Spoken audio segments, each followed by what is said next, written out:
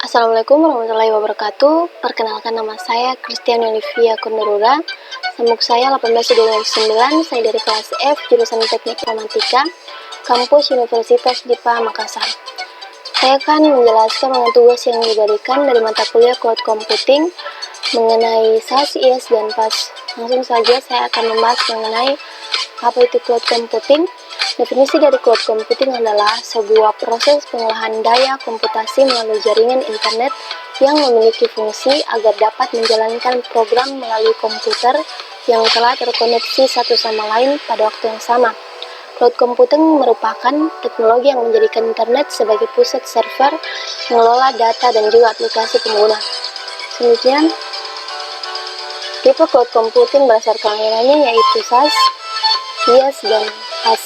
Nah, kita akan bahas satu-satu.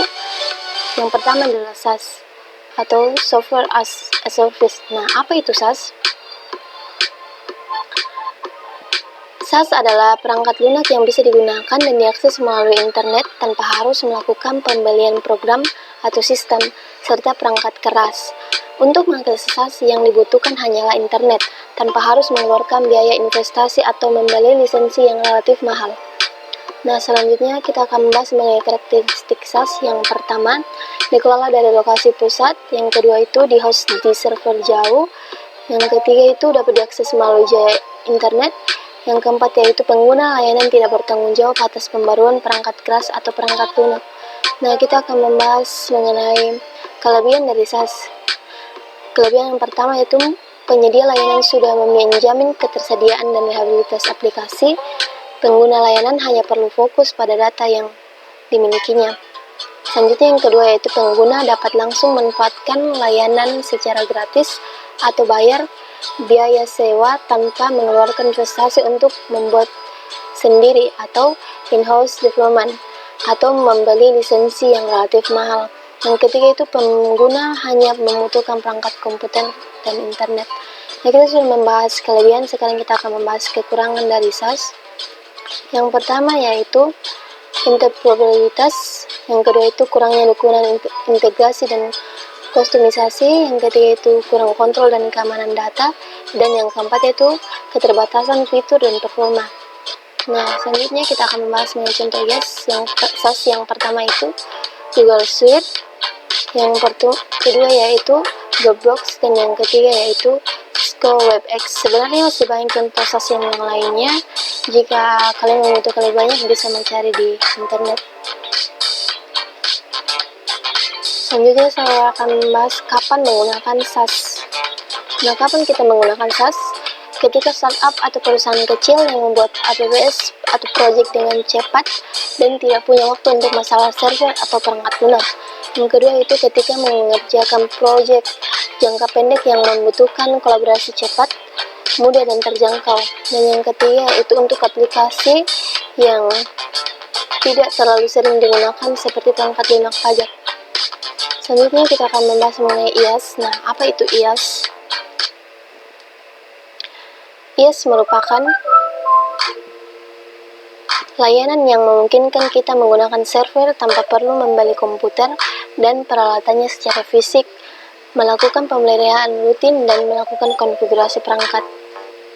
Nah, karakteristik IaaS yang pertama itu sumber daya tersedia sebagai layanan, yang kedua itu biaya bervariasi tergantung konsumsi, yang ketiga itu layanan sangat scalable, dan yang keempat itu banyak pengguna di satu perangkat, yang kelima itu organisasi tetap memegang kendali penuh atas infrastruktur, dan yang keenam itu dinamis dan fleksibel. Selanjutnya kita akan membahas mengenai kelebihan dari IaaS. Yang pertama yaitu model cloud computing paling fleksibel, kemudian mudah untuk mengotomatiskan penyebaran penyimpanan jaringan, server, dan kekuatan pemrosesan. Yang ketiga itu pembelian layanan dapat didasarkan pada konsumsi. Yang keempat yaitu klien memegang kendali penuh atas infrastruktur mereka. Yang kelima yaitu resource dapat dibeli sesuai kebutuhan. Nah, selanjutnya kita akan bahas mengenai kekurangan dari IaaS. Setiap ada kelebihan pasti ada kekurangan. Nah, yang pertama, pengguna harus terhubung ke internet untuk menggunakannya. Jika membutuhkan sumber daya, harus menghubungi pihak penyedia layanan. Yang ketiga itu pengguna harus mengurus sendiri IaaS keamanan aplikasi, database, framework, dan lain-lain.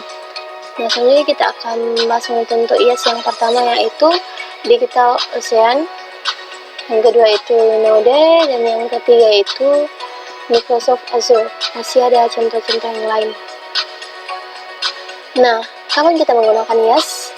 Ketika mempunyai startup dan perusahaan yang kecil, IaaS mungkin solusi terbaik dibanding menghabiskan waktu dan uang untuk membeli dan membuat perangkat keras dan lunak. Yang kedua itu ketika tidak yakin dengan tuntutan aplikasi baru, IaaS menawarkan banyak fleksibilitas dan skalabilitas. Selanjutnya kita akan membahas mengenai PaaS, yaitu Platform as a Service. Apa itu IaaS? Apa itu PaaS? Yaitu PaaS merupakan layanan cloud yang disediakan dalam bentuk platform dan dapat dimanfaatkan pengguna untuk membuat aplikasi atasnya. Nah, semua server, penyimpanan, dan jaringan dikelola oleh perusahaan atau penyedia pihak ketiga, atau para developer tetap dapat mengelola manajemen aplikasi.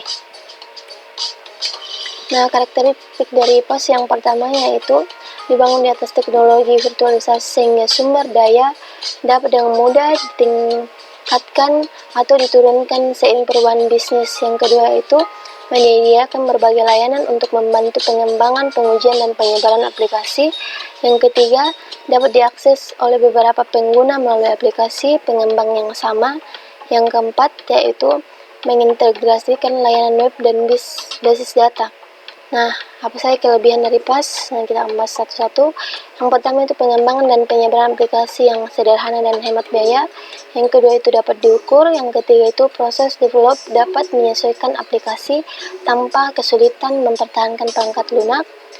Yang keempat yaitu pengurangan signifikan dalam jumlah pengkodean yang dibutuhkan. Yang kelima, migrasi lebih mudah ke model hybrid.